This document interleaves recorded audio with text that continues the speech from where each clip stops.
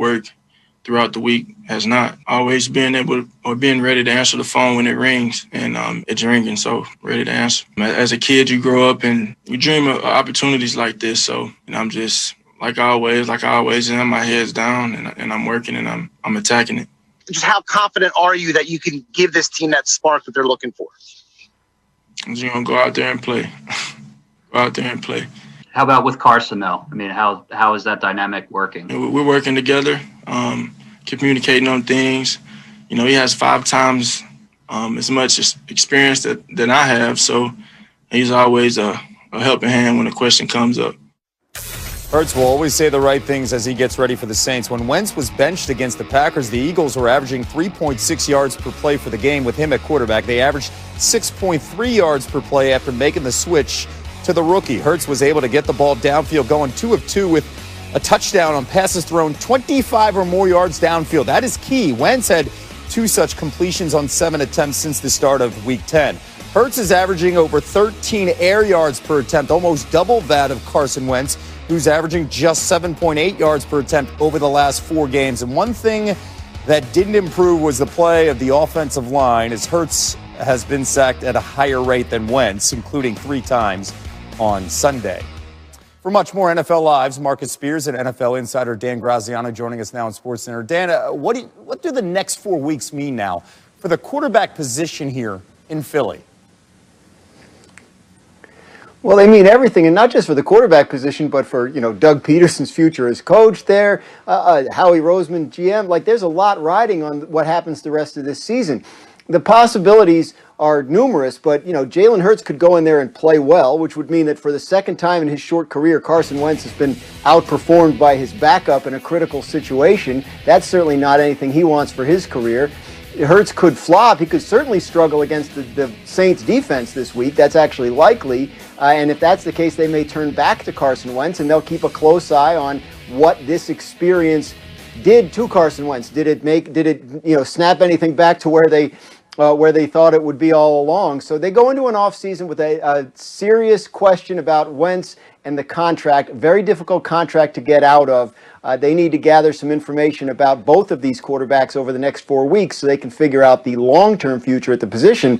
Meanwhile, they're only a game and a half out of first place. Right now, they really just need to win a game. Don't even bring that up. The division's long gone. We're getting past that. Let's bring in Marcus. Just giving you the math. I get that, Dan. Totally get that. But the way this team is playing, Marcus, the big question. Hang in there. The big question here in all of Philadelphia, what do you think of Carson Wentz's future in the NFL moving forward? Oh, his future is bright. Listen, there'll be a number of teams, if it's not Philly, that'll look for Carson Wentz if that comes to that. But I don't think his future is over in Philly either. Barring Jalen Hurts doesn't come out here and light the world on fire. Jalen Hurts should have a legit shot and an opportunity to be the starter going forward. Carson Wentz played himself out of the position. And that's what I want people to understand. Like, this wasn't something that people in Philly were just waiting to see. The coaching staff or the front office, hey, let's find a time to get Jalen. I thought they exhausted every opportunity for Carson to get it turned around. So now Jalen Hurts is inserted.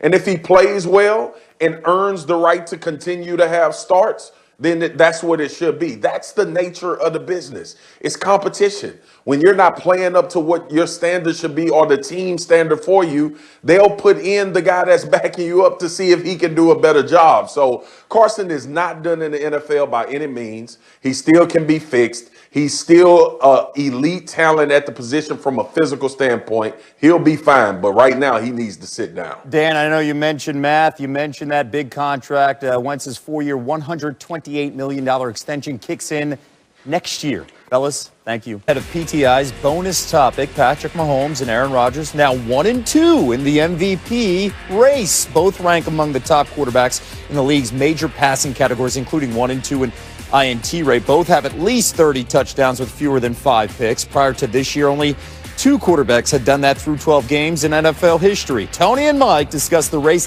heading into the final stretch of the season. All right, Wilbon, with 4 games left in the season, who is the NFL MVP right now, Patrick Mahomes or Aaron Rodgers? Tony, for some years, my favorite quarterback in the league is Aaron Rodgers. I mean, that's been a while. But he's got to be runner-up in this discussion, Tony. Mahomes, I mean, I am not crazy when it comes to just throwing stats out every show. But when you've lost one game on the season, Packers have lost 3. You've lost one game, and your splits, if you will, 31 touchdown passes and only 2 interceptions, as frequently as Patrick Mahomes throws it around the yard. He's got the highlight reel. He's got the numbers. He's got the record. He's got the respect of the awe of his peers. To me, it's got to be Mahomes. So this is interesting because we'll go to that statistic for a second, that 31-2. So that's plus 29 for Mahomes. But Rodgers is 36-4, and that's plus 32. I mean, look, these are the 2 best quarterbacks out there. After 4 weeks, people talked about Russell Wilson having this locked up. After 6 weeks, maybe Josh Allen got his name in there. Yeah. After 8 weeks, and Pittsburgh was still undefeated, Ben Roethlisberger gets his name in there in the discussion. Sure. But Patrick Mahomes is the best player in football. I think Rodgers is the MVP this year only because Patrick Mahomes has more to work with. More to work with on his offense. He has more to work with. So, yeah. And he's working with it, too. He's working it all right. That's it. We're done with our hot takes. Back to you.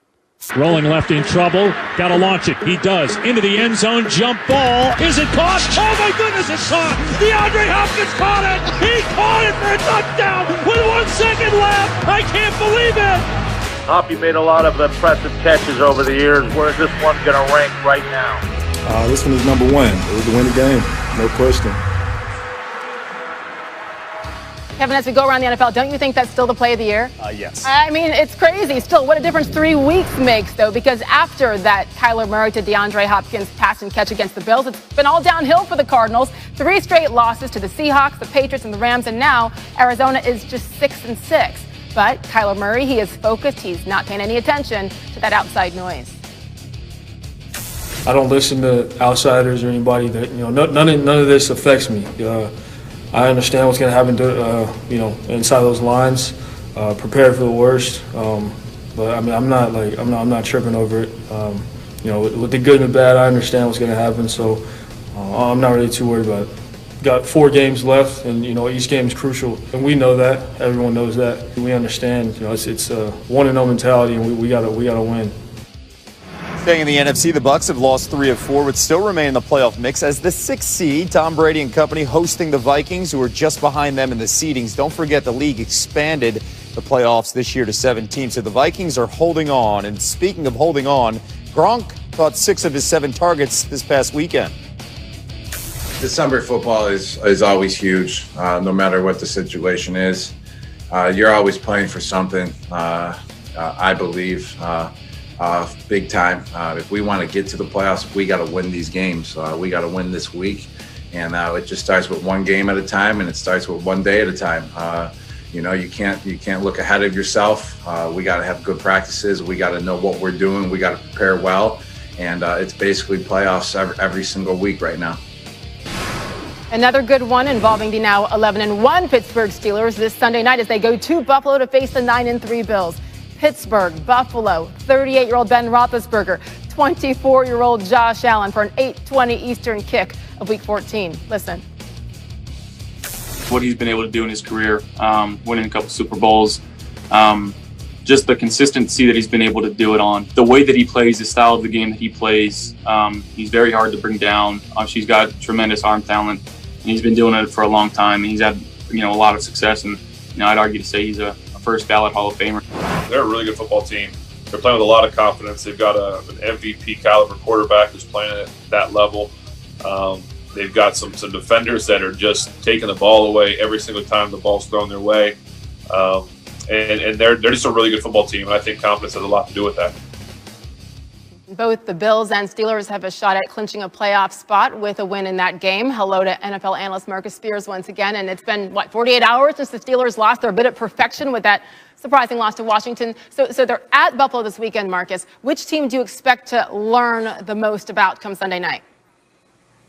Sage, conventional minds would tell you the Pittsburgh Steelers, but I firmly believe it's the Buffalo Bills. They had a magnificent performance against the 49ers. We left that game with Josh Allen reasserting himself into the MVP conversation again.